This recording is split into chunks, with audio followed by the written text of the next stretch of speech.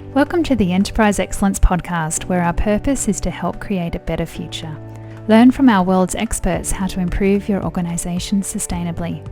Learn how to achieve and sustain an excellence journey for yourself, others, and the planet. And I'm your host, Brad Jevons, coming to you from Brisbane, Australia. We are proudly brought to you in association with SA Partners, a world-leading business transformation consultancy. SA Partners are a truly purposeful company focused on helping organisations achieve sustainable improvement for themselves, others, and the planet. Hi all. Investing in new technology promoted to create productivity and often lead to lower efficiencies and a whole lot of pain in an organisation, the actual reverse to what you wanted it to do. I have Jon Darbyshire on the show with us today to discuss how to avoid pain and truly get gains out of software and technology. Jon and I discuss the people, process, technology approach to thinking about software rather than the reverse we often take, which is getting excited about technology, looking at process and thinking where can I apply it, and then trying to figure out how to get people to engage with it and actually use it.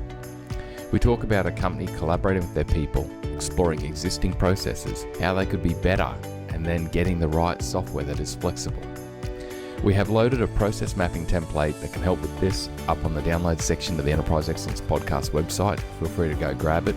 A link's in the show notes. Let's get to the show. Welcome to episode 145 of the Enterprise Excellence Podcast. It is such a pleasure to have Mr. Jon Darbyshire on the show with us today. Jon is CEO and Co-Founder of SmartSuite, a no-code workflow and data management platform. Jon's experience at Earnest Young and others, working with dozens of Fortune 100 companies, helps him enhance the productivity of people and teams by aligning their work around common goals. Jon is passionate about revolutionising the way business operate and creating software that enhances productivity. Let's get into the episode. Jon, thanks for joining us today. It's a pleasure to be here, Brad. Thank you. Jon, I just want to go back to the intro for a second there, mate, on that, where we've got the point where you want to create software that actually enhances productivity. What's the purpose of highlighting that actually enhances productivity versus isn't all software meant to enhance productivity? My personal belief is no. I'll tell you why. In that I've used a lot of really good point solutions in my career that solve problems around sales or marketing or product development, HR. But those point solutions forced me to manage the process the way that they built it in the software that was there. The idea with SmartSuite is that we want to give people the tools to manage processes, but the way that they want to manage that process, understanding that typically no two clients are exactly the same. They have little differences in the way that they want to do things. So we feel that, the way software has been built and used in the past is kind of broken. But having said that, there's new technologies that allow us to do more interesting things from a software development perspective that allow us to enhance those processes to let people work smarter, and not harder in their jobs. I love that point, mate, because I guess I've been involved myself a lot in technology and software over the years, and it depending on the software, it can lock you into one way, and some people go, "Oh, that's great," but how do you drive continuous improvement when you're locked into one path of process? It's not easy, is it? It's not. And, that's the old way to do things, is people thought that there's one best-in-class process. I was a partner at Earnest Young, and we had a way to do every process in every company fully documented. And at times we had our own software that did that. But what we found was that over time, those processes need to evolve as the company evolves. And it's difficult when you have a point solution that's been hard-coded to do it just that one way. And then it makes things even more difficult because I want to move to another system. It's hard to get the data out. It's hard to integrate data. Like, there's just a lot of complexity kind of in the point solution model of software. Yeah, it's a really interesting topic, one close to my heart. Like, why is it important, or what other elements are there that are important apart from flexibility? We're talking on this topic of flexibility and continuous improvement. We're saying it's important with software that you consider how do you still enable that and create that. But are there any other parts of considering technology and software to really think about, because it's extremely important? Yeah, I think the first thing is you have to understand that people are going to use the technology. And in today's workforce, you're talking about millennials and Gen Zers, or the core group that do the work in organizations. So the software that you bring in needs to aspire them to work at their highest level. And understanding that group, there's a couple of things that come to mind that you need to always consider. The first is they want to know why, more so than any other generation. Why am I doing this? And what are the goals and initiatives of the company? And how do I fit specifically into that there? As opposed to maybe my generation was more about, I just need to know what I need to do. And I'm going to go knock off those 10 things. I'm not really worried about everybody else. So millennials and Gen Zers not only want to know that, they want to see it. And at times they want to collaborate with the people doing it and saying, great job, high five, use some emojis, just interact with people in other departments that are there. And that's part of the way that you keep them engaged in your organization, because they get bored rather fast. If the technology is not interesting and collaborative, they tend to go and do other things. And even with people that use our product, we found that we may have a Gen Zer that has a laptop, and at the same time, they're on their mobile device. They're using our platform on both of those at the same time, having different conversations, doing different types of work. So you have to understand that it's not just the old school way of having, a software platform that's available, on a desktop. That mobile is super important for that generation as well. So the collaboration, the culture that collaboration brings, the understanding of the goals and objectives, maybe of departments and organizations, are all things that we think are key to that particular generation. Yeah, that's great. That's really insightful, mate. You've spoken so far about with software, we need to enable continuous improvement innovation still, rather than be locked into the static structure of many softwares and technologies. And then also the human factor of the changing evolution of people. And I guess to even the older generation, John, I'm finding are jumping more into this purpose-led collaborative type of approach now, isn't it? It's like there's this shift happening out there. Yeah, for sure. I think that, if you look at people closer to my generation, that just went in and got the work done, what's happening to them as they went through their career is they went from doing the work to managing the work, analyzing the work that's there. So what's most important to them that we find in most processes is they just need information to understand the health of the process that's underway. I was just on the phone this morning or on a webinar with one of our clients that was a roofing company, but very complex roofing company with 6 different departments and the way that they flow things through.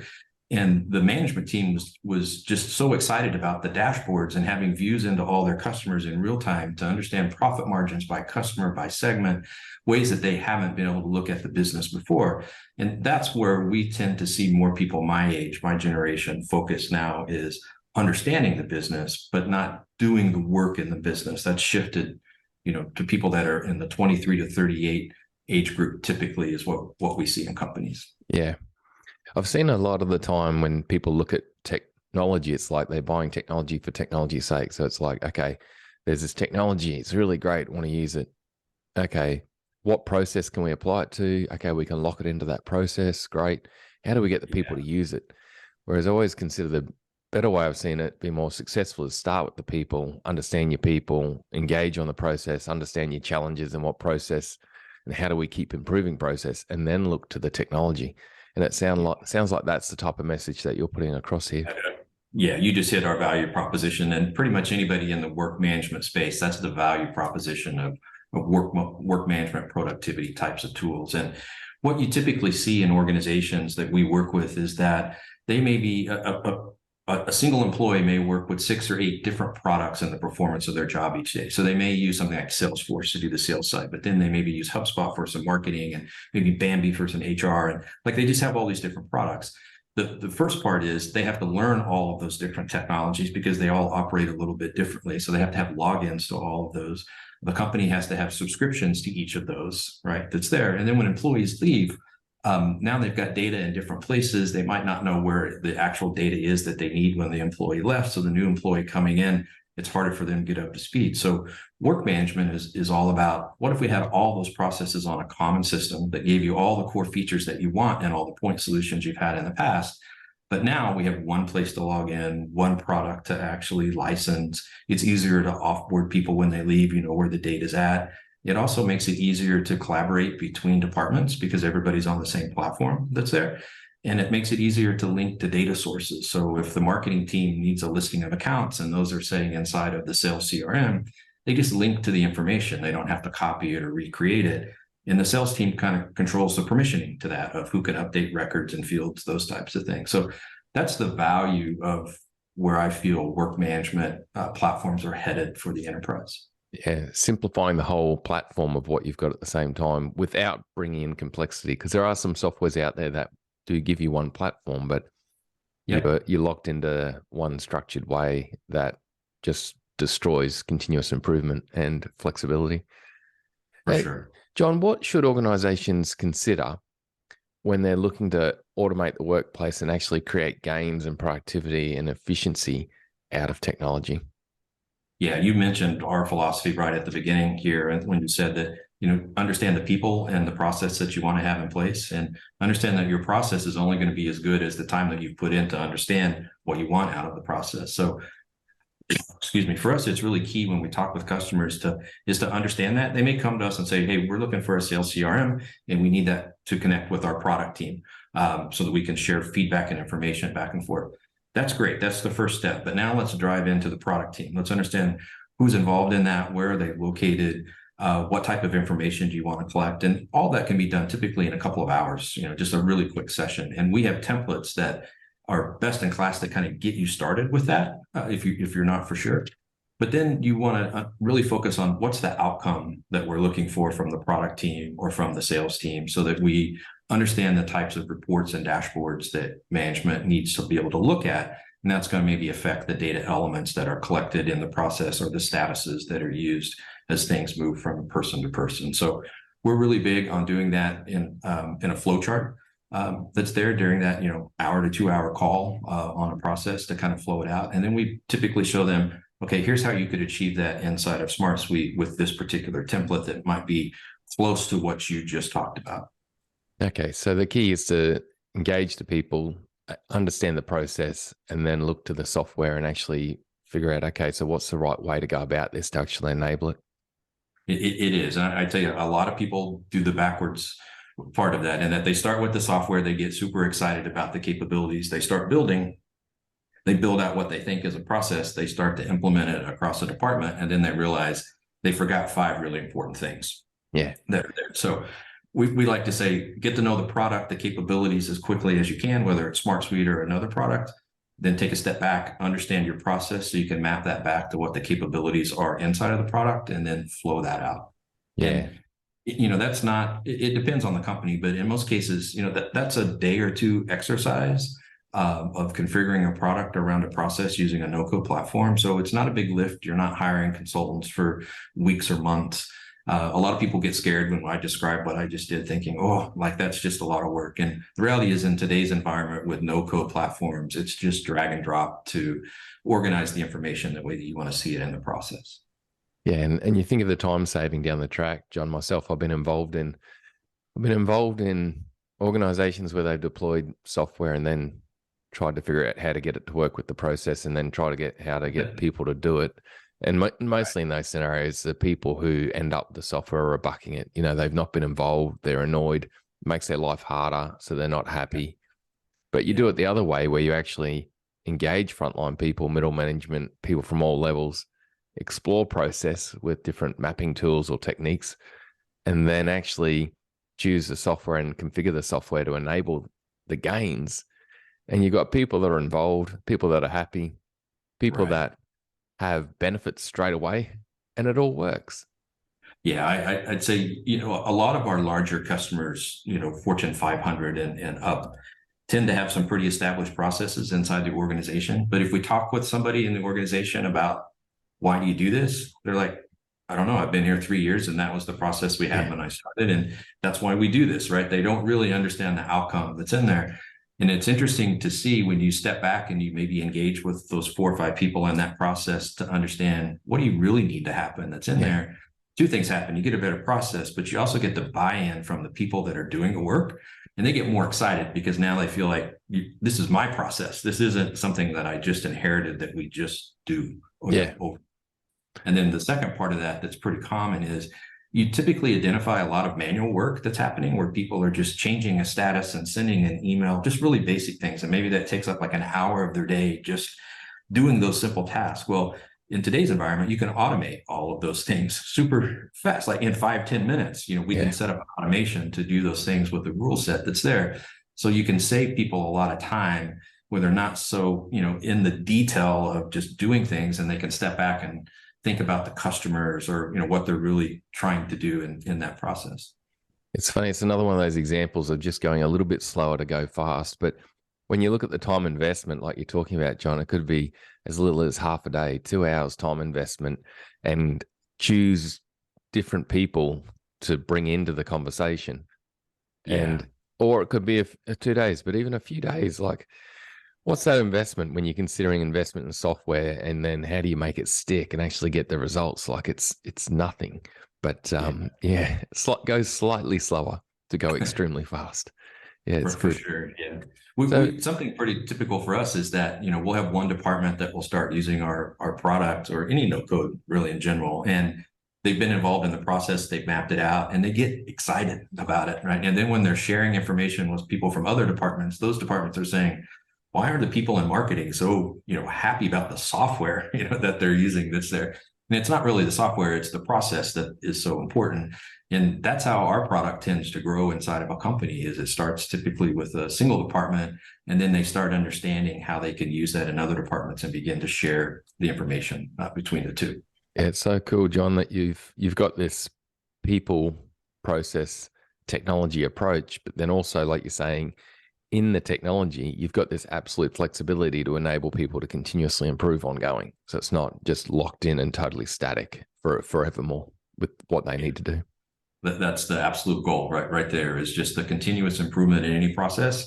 Some companies that happens every month, like they're just constantly fiddling and working on the process. Other larger companies, maybe it's more established for 6 months or a year at a time before they would think about maybe making changes to improve the process. And then, John, we go to the Amazons and it's every half a day, like it's right. Their sprint cycles. I think a lot of their cases, it's half a day. It's amazing. Yeah. With AI kind of taking over the no-code space and work management right now, there's also a lot of interesting things happening where AI can help you better understand your process, compare your process to other best-in-class processes of how companies are doing things, all in a matter of minutes that are there. And also just the use of AI inside of your process to do some of the routine things that you do. I'll give you a quick, just really simple example, maybe on the product management side, when you're writing requirements for a particular feature that's there. I can do the research inside of AI very quickly and say, hey, I need to create a requirements document to do X, Y, and Z for this particular audience. And it will knock it out and ask me questions on that. And I can maybe create, a 5 or 6 page document in about 10 minutes that gave me a really good outline. It's not 100%, but now I can go in and modify and change and update information compared to me writing, 5 pages of content for that particular type of feature that's in there. So product managers are going crazy with that type of technology right now. They can also do product comparisons against other products with advantages, disadvantages.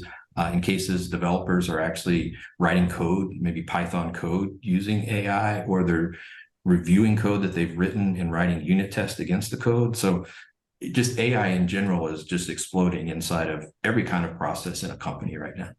Yeah, it's massive. And some of the frontiers where they're looking to take it are huge. I'm looking forward to some of the new ones coming out right now myself to help me further, video AI and some of these other creative pieces can be very good for me.